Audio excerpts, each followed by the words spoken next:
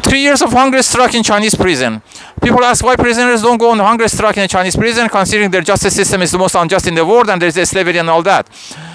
There's two problems. First, nobody knows the person is on a hunger strike because they totally seal you off from outside. There's no contact. So you suffered for nothing. You cannot be the audience that to support you. And a second problem is that they break you with the torture. So to solve that problem, I started secretly. Because no point announcing, because you cannot announce to outside anyhow. So what's the point of telling them that you are on hunger strike?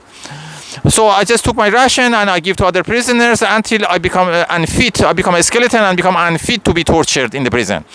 So they had to send me to hospital, but in the hospital they start torturing me by bondage. They put me all four strapped. Both hands and both legs strapped to the bed rails, and also one strap across my chest, which totally mummified me. And they put me in a diaper and the tube connected to my penis. And sometimes they don't change it until they start leaking, and all the feces and shit, and because I had diarrhea, and all goes to the bed, and then they had to open me. And as soon as they opened me, I went to the tap and I drowned myself with the tap. I keep drinking so much water. If you drink too much water, it just, the stomach stayed open. And I keep doing it and doing it and doing it for all these years until I had a stomach failure. The valve would not close. So the hunger strike was going on without water and without food. They told me they gave me thousands of bottles of IV, and the needles they poked me all over my body, and all my veins got the scar tissue, and the IV would not flow, so they had to connect to the jugular vein. That's the last resort. I don't know if the jugular vein can become blocked or not.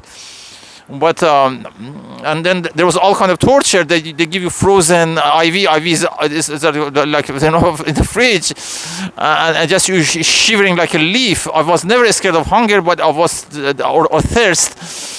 But I was scared to death of cold. I knew cold would kill me. And then I said, those guys in the Gulag in Russia, Russian Gulag, and the siege of Stalingrad, what they went through, because they had no food, and it was minus. I mean, a temperature of 10 degrees Celsius. It feels like minus 10 for me.